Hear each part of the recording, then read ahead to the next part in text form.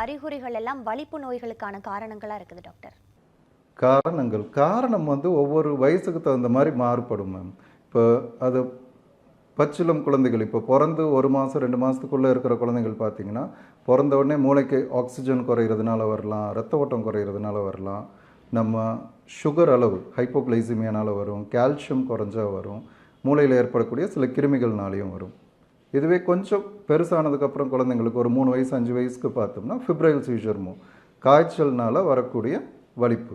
இது சாதாரண இதுவே அடிக்கடி வருது, இல்லை அந்த வலிப்பே 5 நிமிடத்துக்கு மிஞ்சி வருது அப்படின்னா இதுக்கும் நம்ம வைத்தியம் பார்க்கணும். இது தவிர நம்ம குடல் பூச்சி முக்கியமானது. இந்த குடல் பூச்சி, இந்த சிஸ்டிக் செர்க்கைன்னு சொல்லுவோம், இது ரத்தத்தில் கலந்து மூளையில் உட்காரும் போது நமக்கு வலிப்பு நோய் உண்டாக்கும். ஸோ இதுக்காக தான் அந்த குடல் புழு நீக்க மாத்திரை வந்து 6 மாதத்துக்கு ஒரு தடவை எடுத்துக்கணும் அப்படிங்கிறது ரொம்ப ஒரு முக்கியமான விஷயம்.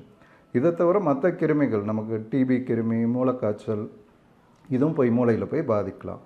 பெரியவங்களுக்கு எடுத்துக்கிட்டோம்னா இந்த காரணங்களை தவிர நமக்கு முக்கியமானது வந்து தலையில் அடிபடுறது, ஹெட் இன்ஜுரி, இன்னொன்று மூளையில் ஏற்படக்கூடிய ஸ்ட்ரோக்கு, மூளையில் அடைப்பு, இரத்த கசிவு, மூளையில் ஏற்படக்கூடிய கட்டிகள், மூளைக்காய்ச்சல். இன்னொரு முக்கியமான காரணம் வந்து இந்த குடிப்பழக்கம். இந்த குடிநோயாளிகளுக்கு தினம் குடிக்கிறவங்களுக்கு அதனுடைய அளவு அதிகமானாலும் ஃபிட்ஸ் வரும். அதை குடிக்கிறவங்க சடனாக அதை ஸ்டாப் பண்ணாலும் வித்ட்ராவல் சீஜர்ஸ்னு வரும்.